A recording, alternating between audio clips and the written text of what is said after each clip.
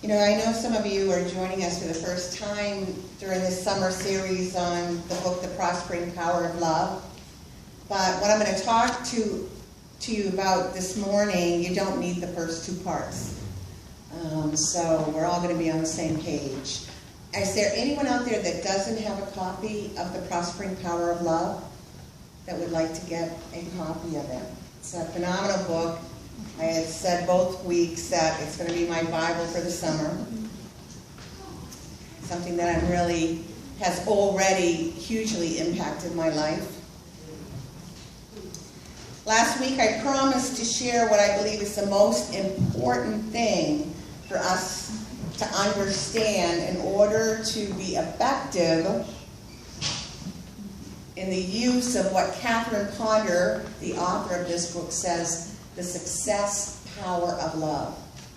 I love that, how she puts it. It's the success power of love. And I will do that, I promise, this morning. But I also want to talk with you about something else that's been happening over this past week. I'm probably going to cry a lot during this talk. So last week we laughed and laughed. So if I cry, I cry. Because I want to start by saying I dedicate this talk to Noble Soul. And I'm so glad that Alfredo I love you, Noble, recording this, because I hope one day when Noble is 18 or 19 or 20 or 21, he watches this and he knows how much he was loved at this moment in time by this community. So this is dedicated to Noble. Because the other thing I want to talk to you about that's been happening this week, and I know some of you aren't aware of it, I found that out at the picnic yesterday, because you've taken my advice not to watch the news, but to talk about the killings in Baton Rouge, in Minnesota, most recently in Dallas, Texas. And not to talk exactly about the killings per se, because that would leave us all in tears. But to talk about how we as Unity Truth students, how we're supposed to respond to these killings. Not an easy question to answer, is it? But I'm going to give you 3 possible answers, firmly grounded in truth principle. And they're all related to that most important thing that we need to comprehend and understand that's given to us in this material, the prospering power of love. The very thing that I was going to share with you today. So it's all interrelated. And I will share that in the conclusion of my talk today. But first I'd like to start by reading the first part of a blog posted by one of my Unity colleagues, a Unity minister who also happens to be a black man. And this is what he wrote. Some days it's hard to be a minister. This week was harder than most. This week we saw 2 unarmed black men shot by the police, and then 5 police officers slain at a peaceful protest in Dallas. This week I began a 3-week series on healing and wholeness. Today is Friday, and to be honest, I feel nowhere close to being healed or whole. I feel despair, I feel hopeless, I feel sad, angry, confused, and helpless. I feel like peace, equality, and justice for those who need it most is nothing more than a pipe dream. I feel this country is broken and beyond repair. I feel like the last person on earth who should stand before others to offer inspiration and hope. Today is an impossibly hard day to be a minister. You know, and I thoroughly agree with him. Today is an impossibly hard day to be a minister, but it is not just impossibly hard for ministers, is it? I mean, it's an impossibly hard day to be a mother, or a father, or a teacher, or a true student, or a friend. How about trying to explain this to your child? I'd like to share a quote from Noble, little boy that I've known his entire life. How old is he now? He'll be 6 on He'll be 6. Tuesday. On Tuesday, we're going to sing happy birthday to him at the end of this service. So You know, there's been a lot of posting, and Natalie posted conversation, not the whole conversation, but a part of a conversation she had with Noble this week about the events and about racism. And during the conversation, Noble innocently and lovingly asked, "When did we all stop being just human, Mama?" 6 years old. When did we all stop just being human, Mama? You know, how do you answer that question? When did we all just stop being just human? Well, again, I'm going to give you a possible answer to that at the end of this talk, when I talk about the most important thing for us all to remember. But let's begin by looking at those 3 possible answers to the question, how, as Unity True students, are we to respond to these recent killings? How are we to do it? And I found these answers in an article written by Patricia Pierce, spelled P-E-A-R-C-E, if you want to Google it, because I'm not going to do the whole article. But she's a spiritual teacher, and the article is entitled 3 Ways to be a Peacemaker in a Time of Hatred. She writes, "In the face of escalating hatred and violence that is tearing at the seams of our country, many of us are left wondering how to be a peacemaker. How can we counteract the anger and violence without engaging in further attack? How do we unleash the power of peace? Beneath all the xenophobia, Islamophobia, homophobia, racism, and sexism we are witnessing lies a fundamental misunderstanding about reality. That something called separateness exists." Did you hear that? What is the underlying, fundamental thing that's underlying all these isms? It's the belief in what? That we're separate. Let me just give you a definition of, I don't know if I'm even pronouncing it right, xenophobia. How do you say that? Xenophobia. Yeah, because you know, if you're like me, you got to Google it. But it means a person who is fearful or contemptuous of that which is foreign, especially of strangers or of people from different countries or cultures. So if her major point, that the misunderstanding of reality, that something called separateness exists, she goes on, the question is, how do we respond to this erroneous idea without engaging in the same posture of attack that such an idea engenders? How do we do it? So she suggests 3 ways. And they're based on the principles of nonviolence. These are principles that have been with us for eons. Number 1, she says, stand in solidarity. Stand in solidarity. I am so grateful that I'm in Unity that doesn't exclude anyone. Our whole premise is that everyone is welcomed. Everyone is included. Everyone is part of the same family. She goes on, when gay people, transgender people, black people, women, Muslims, or any group is being attacked, it's essential that people of other demographic groups, straight people, white people, men, non-Muslims, stand in solidarity with them. The first reason, and this is so important, folks, is that so they're not left to face the bigotry and the violence alone. The feeling of isolation can be just as painful as the actual attack itself. So what can we do? Reach out. I love you. I'm with you. You're in my prayers. Is there anything I can do? So folks are not isolated. The second reason it's important, she says, is because solidarity, this is so key, is an effective line of defense. not offense, an effective line of defense. In 1993 in Billings, Montana, a white supremacist threw a cinder block through a Jewish family's window because they were displaying a menorah. In response, thousands of non-Jewish residents began displaying menorahs in their windows. And at first the vandalism intensified, but the act of solidarity continued, and in the end the violence and intimidation ceased. Inspired by that story, a Philadelphia neighborhood mobilized when a gay man's house was being vandalized because he had a rainbow flag flying outside his home.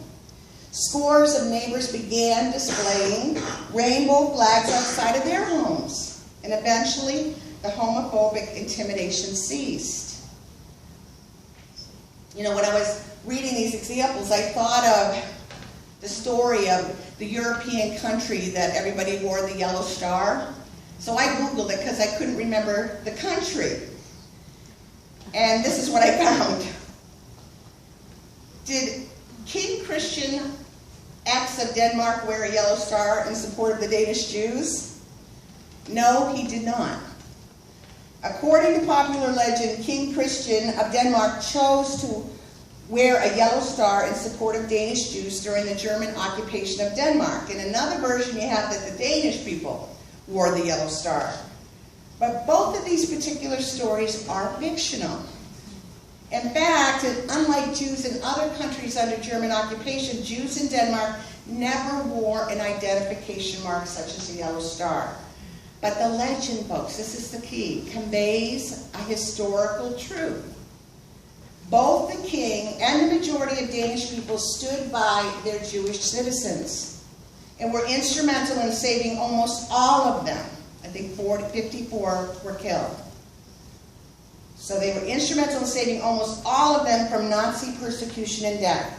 With encouragement and support from the king and the Danish government, Danish resistant groups and thousands of sympathetic citizens launched a national, listen to this, rescue effort.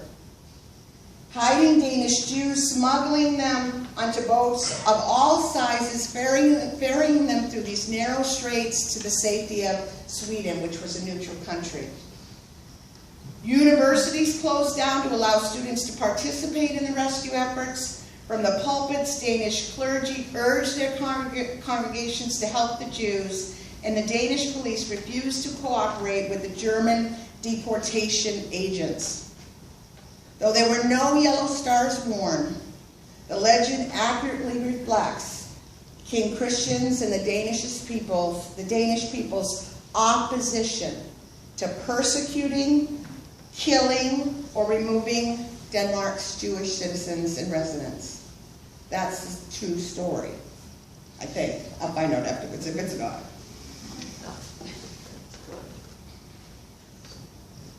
And of course, you know, one of the greatest examples of solidarity in our country's history took place when? In the 60s, when thousands of white people, shocked by the racist brutality being perpetrated upon peaceful black demonstrations, joined with blacks to demand change. Many of us in this room remember that time. So folks, it's impossible to overstate the importance of solidarity.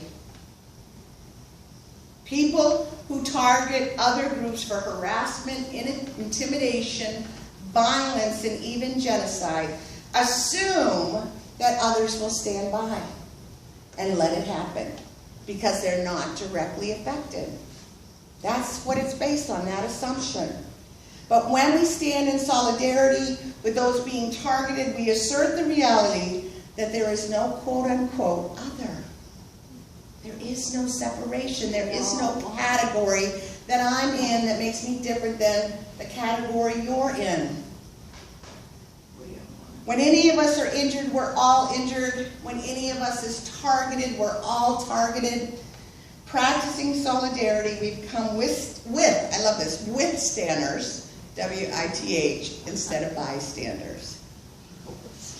Demonstrating the truth that separateness does not exist. So that's the number one thing we could do. It is a non-violent thing to do, folks. To stand with your brothers and sisters, whoever they may be, who are facing intimidation, harassment, violence, oppression, and say, I'm one with them. Number 2. You know, I love these 3 points because this is the stuff I've been talking about for 9 years. This is unity. This is what we teach. Unity. There is no separation, there's only oneness. If they can't divide, they can't conquer. And they, who's they? They are we, which goes to number 2. This is hard. It takes courage to be spiritually mature. It does. Because number 2 is love the person consumed by the hate. Yeah. Because if you're not loving them, you're separating from them, and you're no different than them. Breathe. But you're not. Love the person consumed by hatred. Yes, solidarity is essential, but by itself it doesn't go far enough. In dismantling the erroneous idea at the root of the violence, what's that erroneous idea? We're separate. Requires the step. In fact, acts of solidarity can reinforce a mentality of separateness if they are done with the intent of shaming the perpetrator.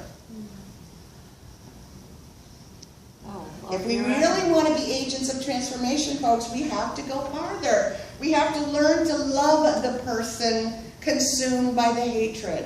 Yeah. Love your enemies. Let me state the obvious. Anyone who has to attack another, including us, in order to feel right about him or herself, has no clue to who and what they truly are. No clue. They do not know that they're expressions of the source of all being. They do not know that they were born worthy. They do not know their goodness is and always has been a given. They don't know this. They believe instead that their worth and their power arise from their ability to dominate and even destroy another. Blinded to their own divine nature, they cannot see the divine nature of those around them. Oblivious to the reality of oneness, sleepwalking through life, unconscious, have completely forgotten who they are and who you are. They do not comprehend that when they attack another, it is themselves they attack, right? As true students, our task is to witness to the truth of who they are. This does not mean we condone their actions or defend their ignorance, but it does mean we hold to the truth of what they cannot see. We hold to the truth of what they cannot see. That in their essence they are whole and far more beautiful than they ever can possibly imagine. They don't know it. Jesus, forgive them, for they know not what they do. They don't know. They've forgotten. Easy? Is this easy to do? Courage. Of course not. It's easy to separate from them. That's not me.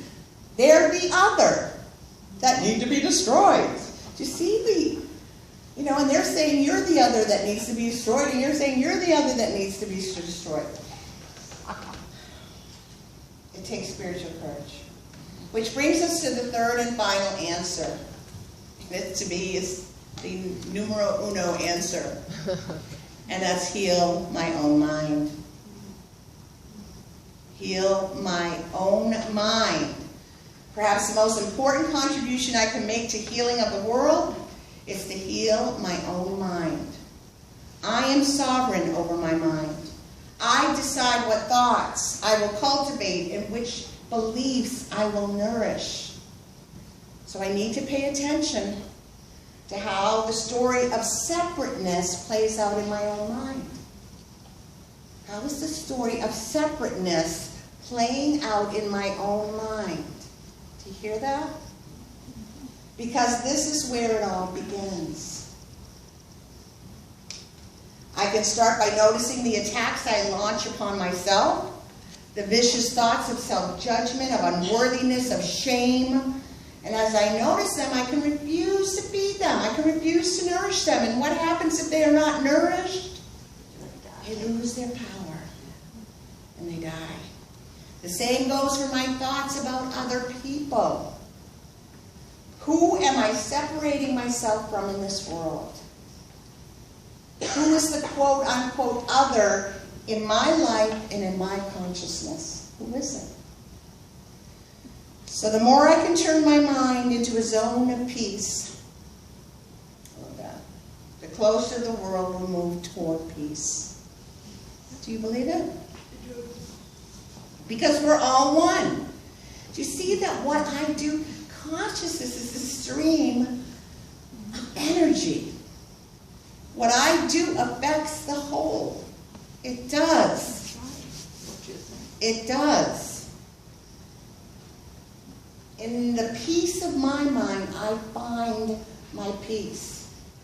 As I realize your divinity, I'm able more to see my own. Why?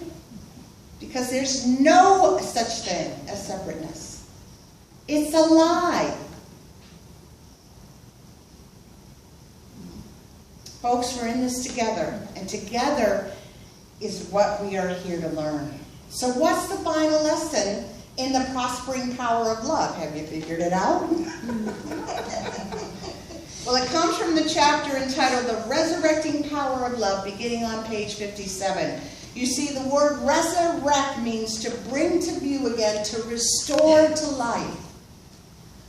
We have to bring to view again and to restore to life who and what we really are. That's what we have to bring to view again. That's what we have to restore. The resurrection of Jesus Christ was for the purpose of bringing to view again the divine nature of all humanity. Not just this group or that group. He's just a symbol of that. Okay? Men and women were created with a divine nature in the image of God, but they misused their divine nature by turning their attention to a belief in what? Separation. And so they forget about their divinity and how to use it. We forget the message of the Psalms in the Old Testament when David sang of his divinity, yet thou hast made him little less than God, and dost crown him with glory and honor. Or when he sang, ye are gods. Did you hear that? Ye are gods. You are gods. Sons and daughters of the Most High, all of you. We need to sing the songs again. We'll come up with the music. They were hymns. Folks, what theology calls a lost soul is merely a soul that has lost sight of its divinity. A lost soul is simply a soul that has lost sight of its divinity. That's it. No one's lost for eternity, thank goodness. You know, when our divine nature is brought back into view, into use, it can lift us out of all kinds of limitation. A powerful affirmation for this use is given to us by Catherine Ponder. I love the affirmations in this book. Listen to this. Christ in me. You don't like the word Christ? Replace it with whatever you want. Christ is our divine nature, right? Christ in me now frees me from all limitation. I am the resurrection and the life. Paul in the New Testament said that this resurrected nature in the individual is the mystery that's been hidden for generations. And he described it as our hope for glory. If we only can discover this is our hope for glory. Charles Fillmore, the co-founder of Unity, described this resurrection as the raising up of the whole mortal, spirit, soul, and body into the Christ consciousness of life and wholeness. He wrote, the time is ripe for the advent of a new race. The advent of the spiritualized human. This will be brought about not by a miracle or the fiat of God, but by the gradual refinement, of the man of the flesh into the man of the spirit. The true overcomer is qualifying himself to become a member of the new spiritualized race. What we want. Right? Noble? That's what you're going to experience at 18 years old. I affirm it. I believe it. You're a member of the spiritualized race. Catherine Ponder writes, just as Jesus, through his resurrection of his spiritual nature, brought back into notice this spiritualized individual, so we can bring alive the divinity within us and in other people. And as we do, we become a part of the spiritualized race, which overcomes or comes up over, I love that, the negative experiences of life. And finally, Charles Fillmore instructs us to see all things from a larger viewpoint. Instead of seeing yourself as a mere mortal, see yourself as divine being. The only difference between God and mortals is incomprehension, is in understanding. The only difference between you and God is that you don't understand that you're God.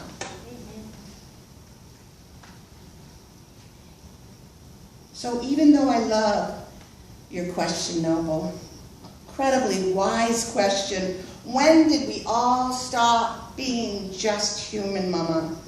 It's time for us to also ask, when did we all just stop being divine? Mama, Papa, God. When did we forget? It's time for us to remember there's no such thing as separation. That we are one, that we are divine, and that we are love in expression.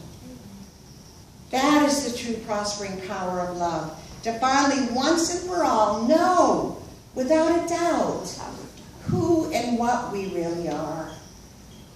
I love you, Noble. I see great things ahead for you. I see great things ahead for all of us.